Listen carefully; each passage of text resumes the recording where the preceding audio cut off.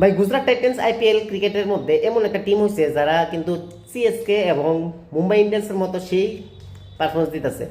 যে সিএসকে 10 বার ফাইনালে উঠছে, যে মুম্বাই 9 বার ফাইনালে উঠছে, ঠিক জিটি কিন্তু অলরেডি 3 বার ফাইনালে উঠতে গেছে গা গতকাল কাটটা নিয়ে সেটা।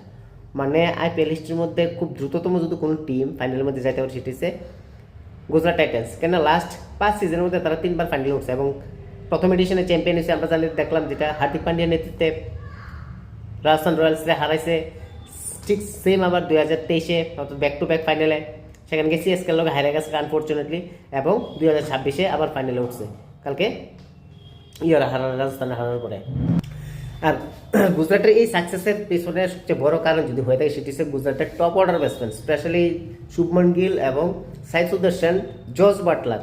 আমরা দেখলাম যে যতবারই তারা ফাইনালে গেছে এই 3 টপ ব্যাটসম্যান কিন্তু ভালো পারফরমেন্স করছে। এবার সিজনের মধ্যে 2700+ রান, শুভমন গিল 720 রান, সাই সুদর্শন 710 রান, অর্থাৎ 2 ব্যাটসম্যান একটা টিমের 700-র উপরে রান। এটা কিন্তু আইপিএল হিস্ট্রিতে রেকর্ড, এটা কেউ করছে না।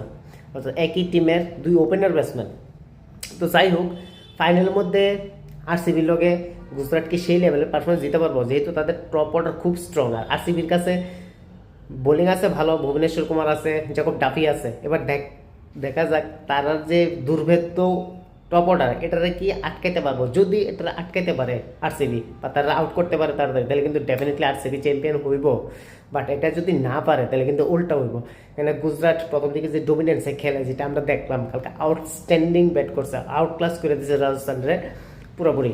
না বল কাজ করতেছে, না ফিল্ডিং সেটআপে কাজ করতেছে, না ক্যাপ্টেন্সি ভালো করতে পারতেছে, না ফিল্ডাররা সেরকম লেভেলে এফোর্ট দিতে পারছে। মানে শুধু জাস্ট ওয়েট অ্যান্ড ওয়াচ করে গেছে, তারা কাজ করছে।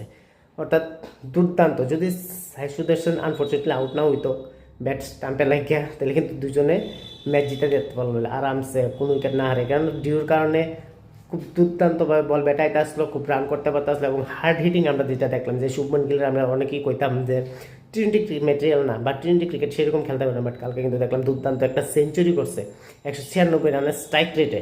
তো যাই হোক, আইপিএলের ফাইনালটা কিন্তু খুব জমজমাট হইব। কেন কইতাছি, কারণ একদিকে রাজস্থান রয়্যালস আর একদিকে গুজরাট টাইটান্স এবং অন্যদিকে আরসিবি। কোনো টিমই কিন্তু কম না। বিরাট কোহলি আরেকদিকে শুভমন গিল, সাই সুদর্শন একদিকে ভেঙ্কটেশ আয়ার। দেখা যাক কে কার উপরে বেশি প্রেশার ক্রিয়েট করতে পারে এবং কে টিক্কা থাকতে পারে লাস্ট পর্যন্ত এবং কে চ্যাম্পিয়ন হইতে পারে।